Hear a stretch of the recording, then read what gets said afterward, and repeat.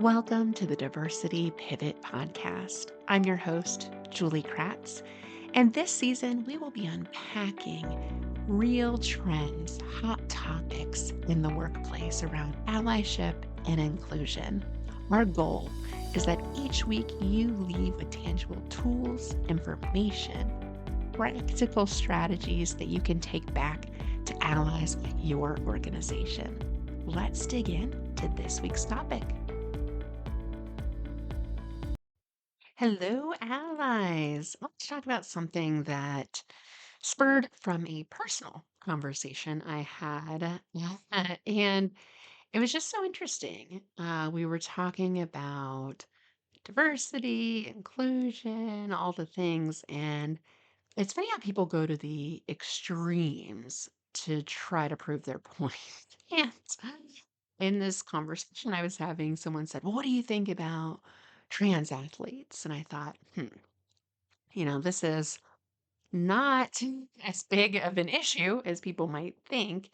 It's a very, very small percentage of the athlete population, but the concern is that a trans woman would have an unfair advantage competing in women's sports. And unpack it, there's really not a reason to believe that there is an unfair advantage. Again, it's a very small percentage of the population. NCAA and other athletic organizations have, parameters around this with how long, the person has to have been through treatment, etc.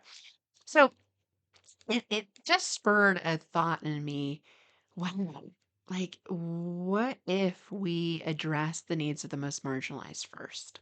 And so if you think about that, the trans community could argue has really been under attack by movements, political legislation, lots of things in the news cycle. And when you layer in other dimensions of diversity like race and ethnicity, disability, so many more aspects come into play. And so I just wanted to share that as a catalyst for a piece I wrote, and would just like to speak to you about why it's important that we start with the most marginalized first in diversity work. And so what is interesting is what we know is that when we address the needs of a marginalized group, we likely address the broader needs of the broader groups as well. And in the diversity world, we sometimes call this the curb cut effect. And this refers to laws and programs that were designed some time ago to benefit vulnerable groups. And for disabilities, we cut into the curbs. And if you can recall, if you're old enough to remember, and there's still many sidewalks that don't have this. It's difficult to navigate for anyone having those curbs lifted. So when we cut the curbs for folks in wheelchairs, who else benefited? Bike riders, people with strollers, those with limited mobility. So everyone can more easily access sidewalks. And this curb cut effect rings true for addressing, more deeper systemic barriers for marginalized communities. And so when you think about if we were to address, say, trans women of color, we know that there's many violent acts committed at a much higher rate, suicide, homelessness, lots of systemic issues that result from discrimination and harm to that community. What if we took an intersectional approach and addressed those needs, right? The needs of trans women of color?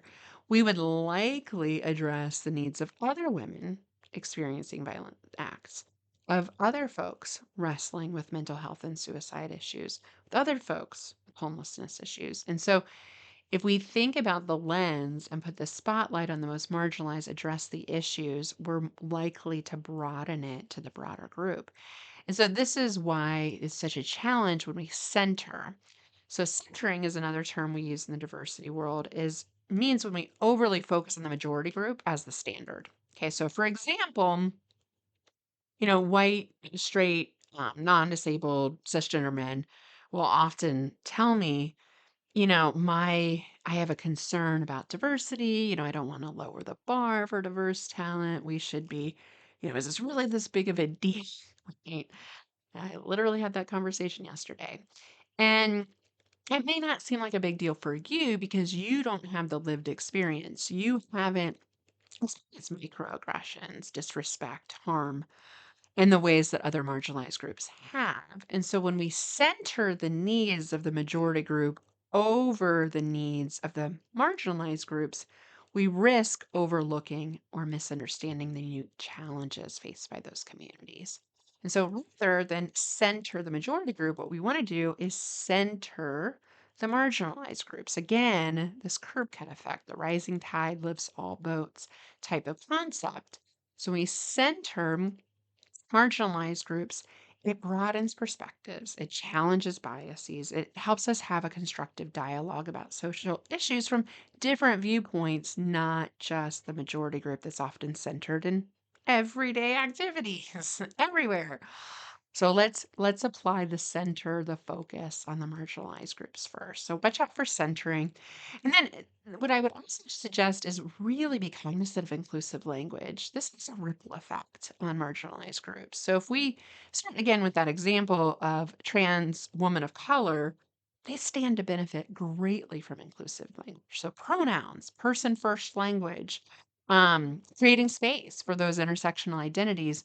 We then broaden the space to fit all gender identities, folks with disabilities, those in the LGBTQ plus community, right? And so this is the whole idea of broadening subtle shifts in our language, shifting from guys to all, disabled person to person with disability, master to primary. All of these have ripple effects on folks with intersectional identities. And what is cool about inclusive language is just the more clear we are, the more likely we are to connect our message with our audience. Not everybody understands idioms and American slang and war references. The meaning can be lost when we're not clear about what we mean. So, again, the more we focus on marginalized communities, the more we make it better for all. So, if your diversity, equity, and inclusion programs do not start with the most marginalized first. Think about how you could do that. Right? In focus groups, listening sessions, qualitative surveys. There's lots of ways to get at the most marginalized groups first. And these folks feel the most alienated, most left out of organizations, and they're covering and hiding, parts of their identity to fit in with the majority group because we all feel that social pressure to have to fit in, to want to belong as a social species that humans are. And so, really centering them, what are their unique needs? How could we apply the curb cut effect principle to the most marginalized communities first and decenter the majority group? Be careful. We still want to listen, but we don't want to center and use inclusive language in the process. So that's all, folks. Be back again next week with another hot topic. Thank you for listening to the Diversity Pivot podcast.